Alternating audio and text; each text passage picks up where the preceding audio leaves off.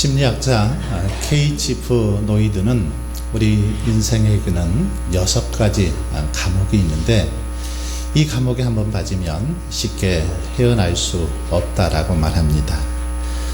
첫 번째 감옥은 자아도취의 감옥입니다. 이 자아도취의 감옥은 자기 분수를 모르고 착각 속에 살아가는 사람들이 여기에 속하죠. 즉 공주병에 걸리거나 이 왕자병에 걸린 사람들이 여기에 속한다라고 말할 수 있습니다. 공주병에 걸린 사람들 보셨습니까? 이들은 경복궁에 가면은 안방에 앉아 있는 것처럼 참 편하다고 합니다. 왜 그럴까요? 경복궁이 자기 집이라고 생각하기 때문이죠. 아버지가 보고 싶을 때는 10,000원짜리 지폐를 꺼내서 이렇게 본다고 합니다. 왜냐하면 세종대왕이 자기 아버지라고 생각하니까요. 이렇게 착각에 빠지면 그렇게 살아간다라는 거죠. 둘째 감옥은 비판의 감옥입니다. 이 감옥에 들어간 사람은 항상 다른 사람들의 단점만 보고 비판하기 좋아하더라는 겁니다. 그러다 보니까 주변에 친구가 별로 없습니다. 늘 비판하다 보니까 친구들이 곁에 있지 않은 거죠. 셋째 감옥은 절망의 감옥입니다. 이 감옥에는 들어가지 않을 것 같은데 이상하게도 많은 사람들이 절망이라는 감옥에 빠져서 허우적거리고 살아가고 있다라는 것입니다. 네 번째 감옥은 과거 지향의 감옥입니다. 여기에 빠지게 되면 늘 옛날 이 과거가 좋았다라고 과거를 회상하면서 현재를 낭비합니다. 사실 생각해 보면 현재가 더 좋은데 과거에만 연연하다 보니까 자꾸만 그의 생각이 그의 삶이 과거로 회귀하고 도태하게 되더라는 말씀입니다. 다섯 번째 감옥은 선망의 감옥입니다. 이런 사람들은 내가 가진 거, 내게 있는 거, 이것은 작게 보더라는 거죠. 내가 가진 떡, 이건 작아 보이고 남의 손에 있는 떡, 이 떡이 크게 보이더라는 사실입니다. 그래서 남의 떡만 크게 보고 부러워합니다. 여섯 번째 감옥, 질투의 감옥입니다. 남의 잘 되는 것을 보면 괜히 배가 아프고 헐뜯기를 좋아합니다.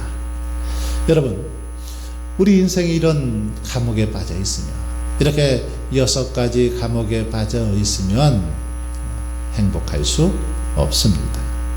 하루 종일 이런 감옥에서 탈출해야만 건강한 인생을 살아갈 수 있고 복된 인생을 살아갈 수 있는 것입니다. 오늘 본문에 보시면 절망과 두려움이라는 이 감옥에 갇힌 제자들의 모습이 등장하고 있습니다. 제자들은 예수님이 십자가에 못 박혀 돌아가시고 절망과 두려움 속에 다락방문을 아주 꼭꼭 이렇게 걸어 잠궈 두었습니다. 이 다락방은 재산이 꽤 있었을 것으로 추정이 되는 마가의 어머니가 주님의 공동체를 위해서 그렇게 내어놓은 장소였습니다. 우리가 잘 아는 것처럼 예수님의 제자들의 출신지가 어디입니까? 갈릴리 마을이죠. 이 갈릴리는 예루살렘과는 꽤 많은 그 거리가 떨어져 있었죠. 무려 한 130km 이상 떨어졌기 때문에 오늘날이야 자동차로 달리면 빠른 시간 안에 갈 수 있지만 당시에는 도보로 이렇게 걸어 다니는 그런 상황이었기 때문에 굉장히 먼 그런 거리였습니다. 그러니 예루살렘에 마땅한 거처가 있을 리 만무했습니다. 갈릴리 지역에서만 살다가 예루살렘에 오니까 친척도 없었을 것이고 어디 가서 머물 장소가 없었을 것입니다. 그래서 자연스럽게 마가의 다락방에 제자들이 모여서 단체로 모여서 그렇게 생활하고 있었던 것입니다. 그런데 바로 이 다락방에 부활하신 예수님이 찾아오셨습니다.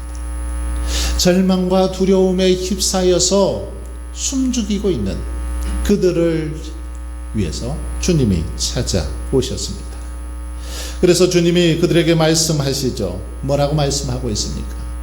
그들을 찾아오신 주님께서 그들을 향해서 그렇게 어떻게 말씀하십니까? 왜 이 못나게 행동하느냐? 내가 3년 동안 잘못 가르쳤구나 책망하셨습니까? 아니면 너희들은 배신자다, 너희들 어찌 그럴 수 있느냐라고 이제 인연을 끊어버리자, 뭐 그렇게 말씀하셨습니까? 그렇지 않습니다. 뭐라고 말씀하십니까? 주님이 제자들에게 하신 첫 번째 말씀, 두려움에 떨고 있는, 불안에 떨고 있는 그들을 찾아오셔서 제일 먼저 하신 말씀은 너희에게 평강이 있을지어다, 이 말씀이었습니다. 지금 불안해서 두려워서 떨고 있는 제자들을 찾아오셔서 평강이 있을지어다, 이렇게 말씀하셨습니다. 그러면서 주님은 자신의 부활을 확인시켜 주시려고 못자국 난 손을 보여주시고 창에 찔린 옆구리를 보여주셨습니다. 그리고 다시 한번 힘주어 말씀하십니다. 너희에게 평강이 있을지어다. 19절 말씀을 보십시오. 이날 곧 안식구 첫날 저녁 때에 제자들이 유대인들을 두려워하여 모인 곳에 문들을 닫았더니 예수께서 오사 가운데 서서 이르시되 너희에게 평강이 있을지어다. 여러분, 절망과 두려움 가운데 있는 제자들에게 제일 필요했던 건 무엇일까요? 그것은 마음의 평강이었습니다. 마음의 평강이 제일 필요했습니다. 그러나 이 평강이 우리가 누리겠다고 해서 누려지는 것이 아닙니다. 이를 악물고 다짐한다고 해서 이 평강을 누릴 수 있는 것이 아니라는 거죠. 그런데 아무런 예고 없이 갑자기 나타나신 예수님께서 오셔서 제자들에게 너희에게 평강이 있을지어다, 이렇게 말씀하십니다. 분명히 아주 문을 꼭 걸어 잠궈 뒀습니다. 그런데도 그들 가운데 주님이 들어오셨습니다. 어떻게 가능하셨을까요? 부활하신 몸, 이제 신령한 몸을 입으셨기 때문에 순간이동으로 이 문을 통과하신 거죠. 신령한 몸으로 부활하신 주님에게는 전혀 문제가 되지 않았습니다. 시공간을 초월하실 수 있는 그런 능력이 있었기 때문이죠. 그러나 제자들은 주님의 이런 모습을 보고 아마 소스라치게 놀랐을 것입니다. 두려워 떨었을 것입니다.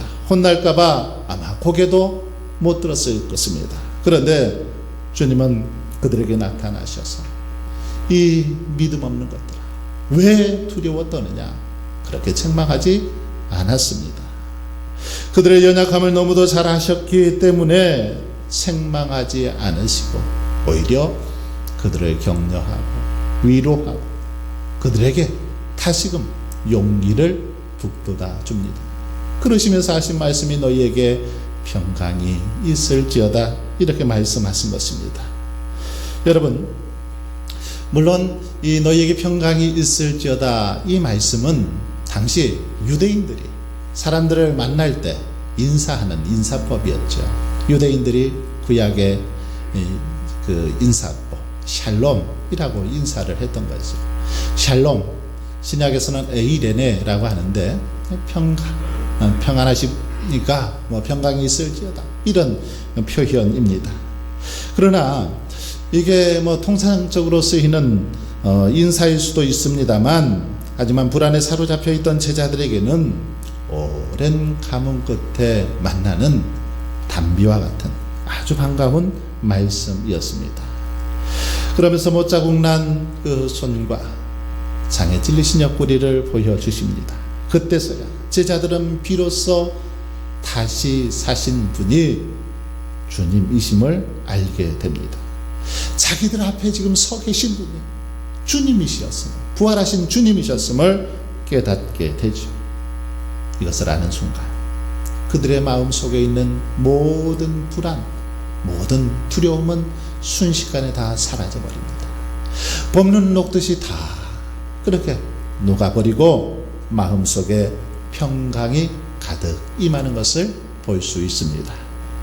여러분, 이처럼 평강, 이 평강은 오직 주님께로부터 오는 것임을 이 말씀을 통해서 분명히 알 수 있습니다.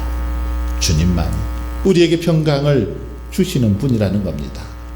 평강은 뭐 많은 것을 소유했다고 주어지는 것이 아니더라는 것이죠. 높은 지위에 앉았다고, 좋은 환경에 또 좋은 형편에 그렇게 처해 있다고 평강을 누리는 것이 아니라는 거죠. 평강은 오직 주님으로부터 오더라는 것입니다. 주님이 주시는 거더라는 거죠. 이 사실을 요한복음 14장 27절은 분명하게 가르쳐 주고 있습니다. 평안을 너희에게 끼치노니 곧 나의 평안을 너희에게 주노라.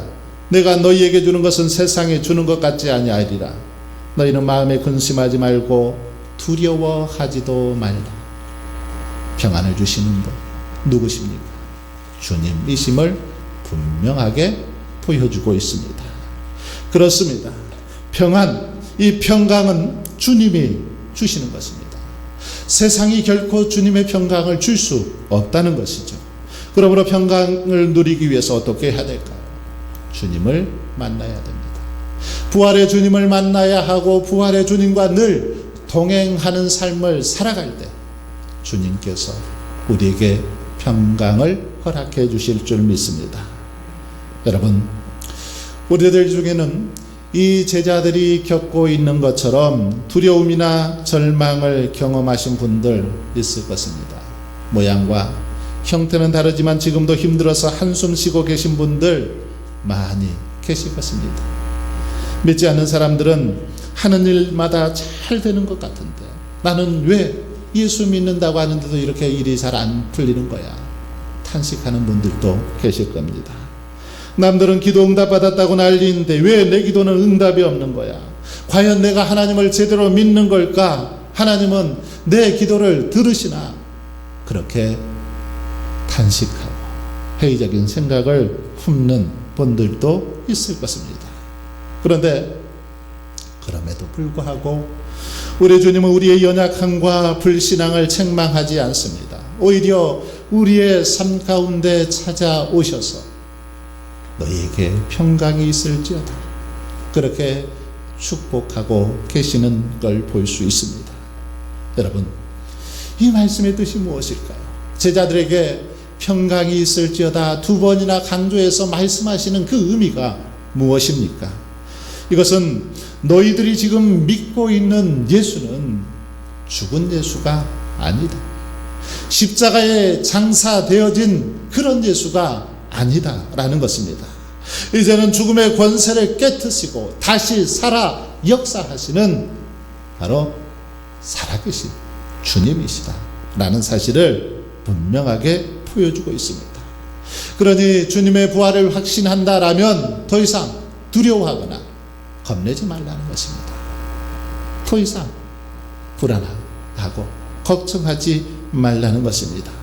주님의 살아계심과 능력을 깨닫고 너희들도 평안을 누리라, 이런 의미의 말씀이 바로 너희에게 평강이 있을지어다 라는 말씀입니다. 그렇습니다. 우리가 낙심하고 두려워하는 이유는 주님을 의지하는 믿음, 이 믿음이 우리 안에서 자꾸 흔들리기 때문에 두려워 떠는 것이죠. 주님이 살아계심을 확신한다면, 부활에서 역사하심을 분명히 확신한다면 염려할 필요, 걱정할 필요 없습니다. 주님의 능력을 믿지 못하고 주님의 약속과 말씀을 믿지 못하기 때문에 두려워하고 근심하고 걱정하는 것입니다. 그러므로 저와 여러분은 부활하신 주님이 지금도 살아 역사하심을 온전히 믿을 수 있기를 바랍니다. 그 주님께서 오늘도 우리 곁에 계시며 우리를 보호해 주시고 인도해 주심을 믿으시길 바랍니다. 그럴 때에 세상이 줄 수 없는 참 평강이 우리 가운데 충만하리라 믿습니다. 두 번째로, 부활하신 주님께서는 복음을 들고 이제 제자들에게 가라고 명령하고 있는 것을 볼 수 있습니다. 21절 후반절을 보십시오. 아버지께서 나를 보내신 것 같이 나도 너희를 보내노라. 여러분, 하나님께서 예수 그리스도를 세상에 보내신 이유가 무엇입니까? 예수님을 이 땅에 보내신 이유는 세상을 구원하시기 위해서입니다. 그런데 부활하신 주님도 제자들에게 나타나셔서 동일한 사명을 주고 계시는 걸 볼 수 있습니다.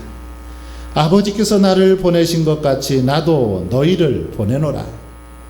하나님께서 세상을 구원하시기 위해서 이 땅에 예수 그리스도를 보내주신 것처럼 예수님도 우리들을 세상을 구원하기 위해서 지금 보내시고 있는 것을 볼 수 있습니다.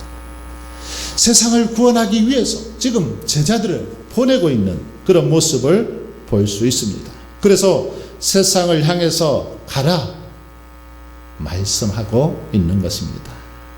여러분, 이 사명 비단 오늘 본문 속의 12명의 제자들에게만 주어진 사명이 아닙니다.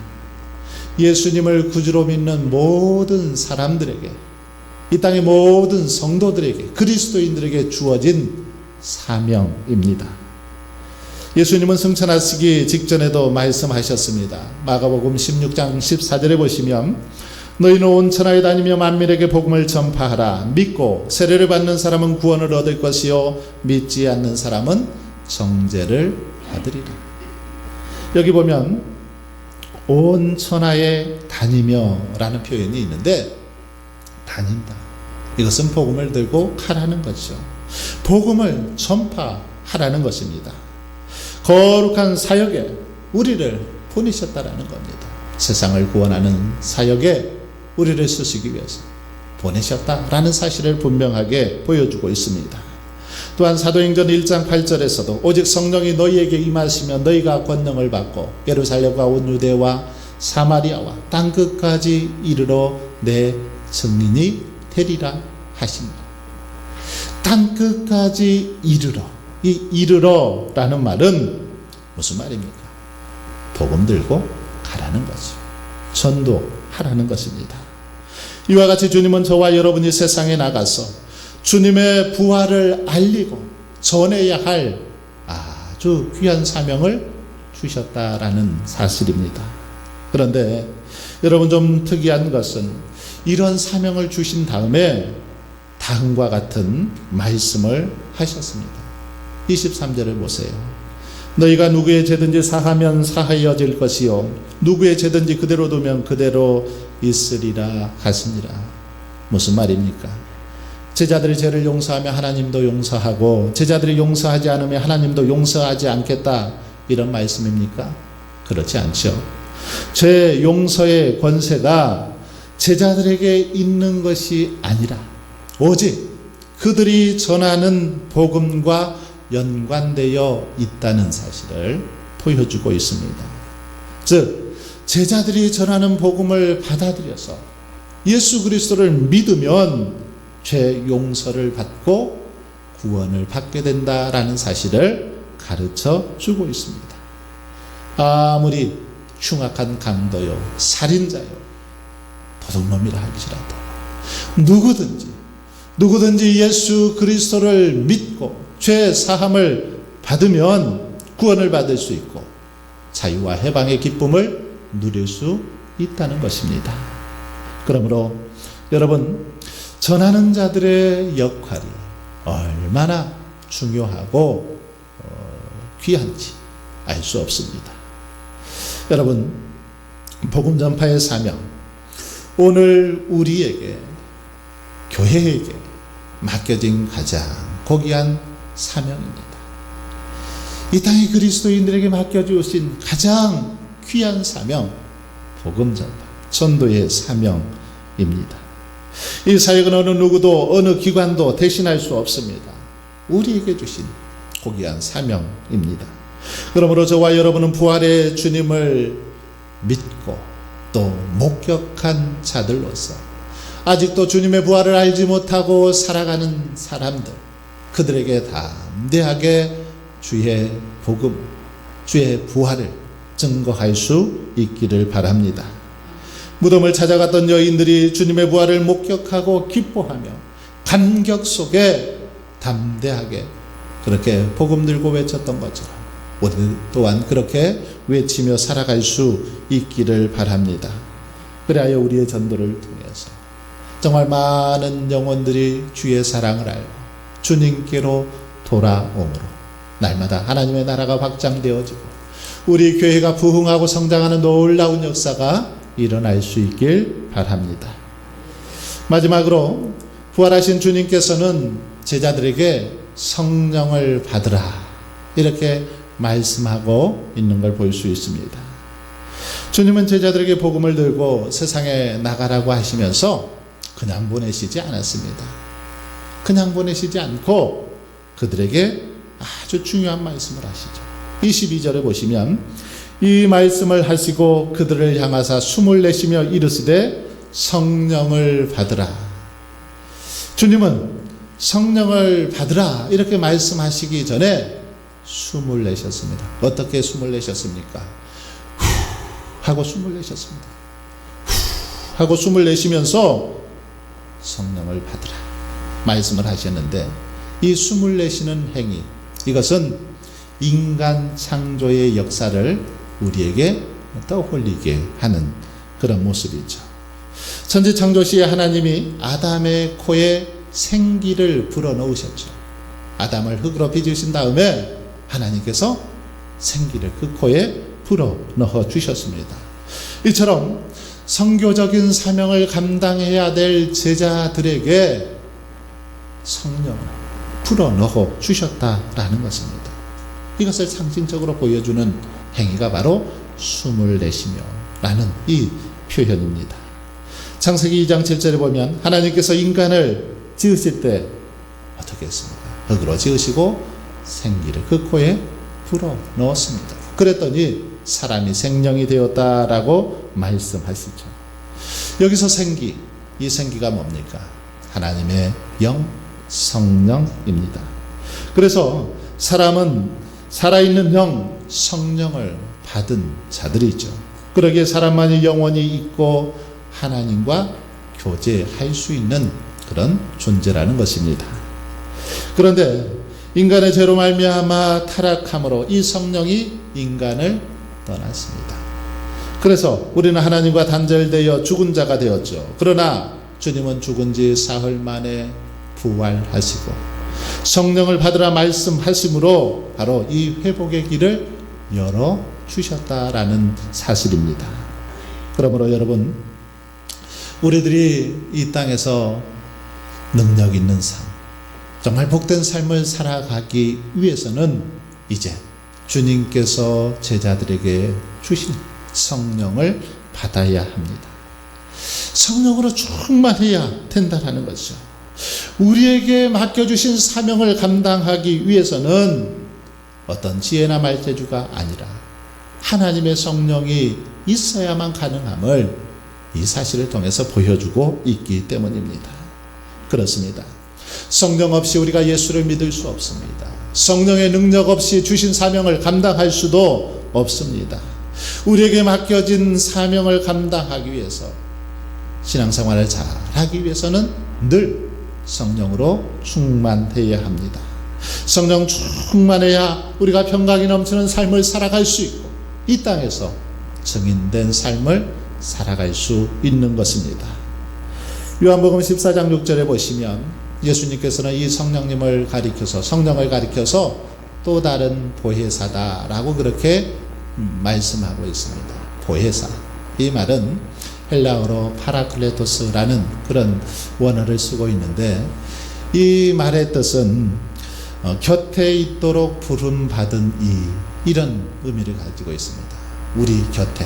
우리 곁에 있도록 부름받은 이, 우리의 보호자, 상담자, 변호자, 이런 의미가 바로 보혜사라는 단어의 의미라는 것입니다. 즉 성령님은 우리 성도들과 함께 계시도록 하나님께서 우리 곁으로 보내주신 분이라는 겁니다.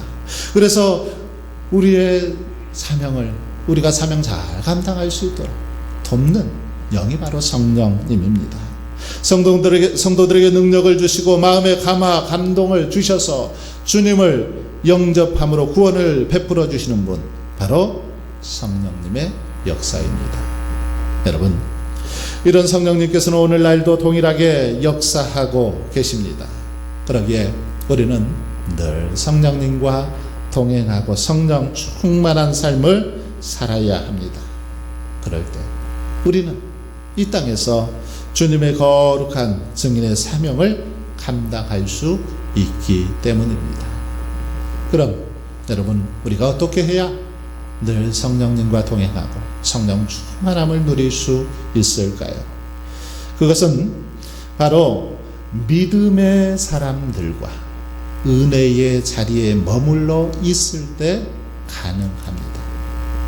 우리가 늘 성령님과 동행하고 성령 충만할 수 있는 그 비결, 그것은 뭐냐면 믿음의 사람들, 성도들과 함께 은혜의 자리에 머물러 있어야 가능하다라는 것입니다. 주님은 제자들이 함께 모인 자리에 찾아오셨습니다. 아주 중요합니다. 물론 혼자 있는 자리에도 오시겠지만 제자들이 함께 모여 있는 그 자리에 지금 주님이 찾아오셨습니다. 무슨 말입니까?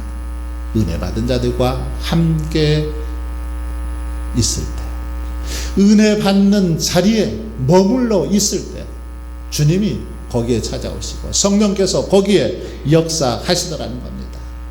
예수님께서는 그런 말씀을 하시죠. 두세 사람이라도 내 이름으로 모인 곳에는 나도 그들 중에 있느니라. 두세 사람이라도. 왜 한 명이라고 말씀을 하시지 않았을까요? 두세 사람, 여러 믿음의 형제들이 함께 모인 그 자리가 중요하다라는 것입니다. 함께 모여서 주의 이름으로 찬송하고 주님께 부르짖어 기도하고 말씀을 듣고 삶을 나누는 그 현장 가운데 우리 주님이 역사하시고 성령을 보내주시겠다라는 것입니다. 여러분, 그러므로 힘들고 어려울 때, 믿음이 약해지고 낙심될 때에 우리는 무엇보다 신속하게 은혜 받는 자리로 나아갈 수 있길 바랍니다. 성도들이 함께 모여서 예배하는 자리, 그 자리에 머물러 있어야 됩니다. 은혜의 자리로 나오기만 하면 우리를 도우시는 성령님께서 때를 따라 돕는 은혜를 베풀어 주실 줄 믿습니다. 사랑하는 성도 여러분, 이처럼 부활하신 주님께서는 제자들에게 귀한 사명을 주셨습니다. 이 사명, 이것은 오늘 우리들에게도 주신 사명이기도 합니다. 그러므로 저와 여러분도 이 사명을 잘 감당할 수 있기를 바랍니다. 날마다 은혜의 자리에 머물러기를 힘써서 성령 충만함으로 하나님께서 주시는 평강을 누리고 이 땅에서 승인된 그런 삶을 살아갈 수 있기를 바랍니다. 그래서 우리를 통해서 부활의 주님이 만방에 알려지고 많은 영혼들이 주께 돌아옴으로 하나님께 칭찬받고 영광 돌리는 저와 여러분의 삶이 될 수 있기를 주님의 이름으로 축원합니다.